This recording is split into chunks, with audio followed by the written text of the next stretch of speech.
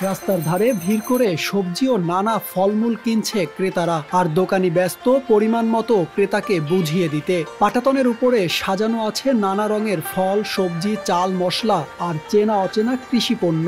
দোকানি জানালেন এগুলো পাহাড় থেকে সংগ্রহ করা। আমরা জানি যে আসলে পাহাড় একটা অপার সম্ভাবনাময় এলাকা এবং পাহাড়ে বৈচিত্র্যময় ফল ফলাদি শাকসবজির প্রচুর সমাহার থাকে। তাই তো এত ক্রেতার ভিড়। অনেকেই আবার পাচ্ছেন না নিজের পছন্দের সবজি বা ফল।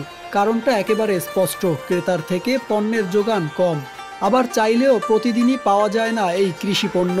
কারণ হিসেবে দোকানি জানালেন এগুলো সব পাহাড়ি জুম চাষের ফসল। সপ্তাহে শুক্রবারই পাওয়া যায় পুরানা পল্টনের এই স্থানে। সপ্তাহ জুড়ে পাহাড়ি কৃষকদের মাধ্যমে সংগ্রহ করা এই ফসল বিক্রি হয় খুব সকাল থেকেই, আর দুপুরের মধ্যেই শেষ হয় বেচা বিক্রি। শহরে মানুষদের হাইব্রিড ও বিষমুক্ত খাবারের স্বাদ দিতে এমন উদ্যোগ পাহাড়ি হাটের উদ্যোক্তার। ছোট্ট একটা কাজ যদি করে দেখাও আজ, সাথে আসবে সবাই, তুমি তোলো আওয়াজ। এমনই অসংখ্য দেশপ্রেমিকের ছোট্ট একটি ভালো কাজে রমজান হোক সবার। রবি কিছু শাকসবজি আমরা খেয়ে থাকি, এর বাইরে অন্যান্য শাকসবজি আমরা চিনি না। অনেক ফল ফলাদি শাকসবজি আছে ব্যতিক্রমী, যেগুলো আমাদের পুষ্টির জন্য অনেক প্রয়োজন, কিন্তু সেগুলো আমাদের হাতের কাছে পাই না বিধে আমরা খেতে পারছি না, সংগ্রহ করতে পারছি না। তা আমরা গুণগত মানে স্বাদে কিন্তু পাহাড়ের জিনিস অনেক ভালো, সেজন্য এই জিনিসটাকে আমরা প্রমোট করার জন্য আমাদের শুক্রবারের আয়োজন থাকে যে পাহাড়ি পণ্যের সম্ভার, সেটা হলো আমাদের পাহাড়ি হাট শুক্রবারে। মানুষ আসলে অভ্যস্ত হয়ে গেছে এবং বাজারে যেটা পায় সেটাই কিনতেছে এবং চাকচিক্যময় সবজি দেখে মানুষ বিভ্রান্ত হচ্ছে। এর বাইরে যদি এই ধরনের সবজি দেখে, কিন্তু আমাদের এখানে দেখেন যে প্রচুর মানুষ কিন্তু দেখতেছে, মানে উৎসুক জনতা আসতেছে, দেখতেছে, অনেকে কিনে নিয়ে যাচ্ছে। অর্থাৎ এগুলো সচরাচর পাচ্ছে না বিধে কিন্তু মানুষ হাইব্রিড গুলো কিনতেছে।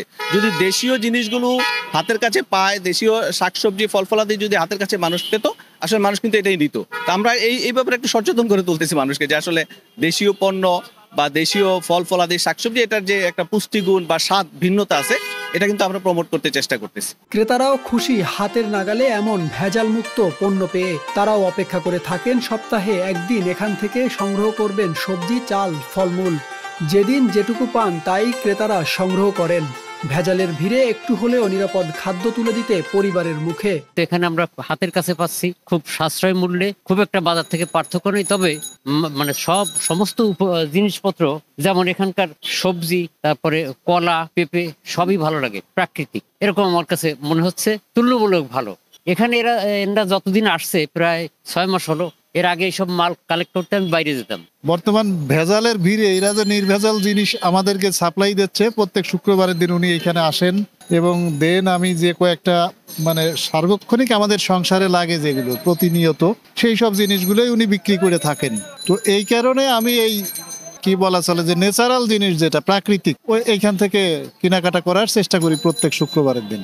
রাজধানীর বিজয়নগর পানির ট্যাঙ্ক এলাকায় রাস্তার ধারে প্রতি শুক্রবার সকাল থেকেই জমে ওঠে এই ছোট্ট বাজার। ক্রেতাদের চাহিদা পূরণ না হলেও ভেজাল মুক্ত নিত্যপণ্য যতটা পাওয়া যায় তাতেই সন্তুষ্ট ক্রেতারা। সাকিব হাওলাদার, RTV।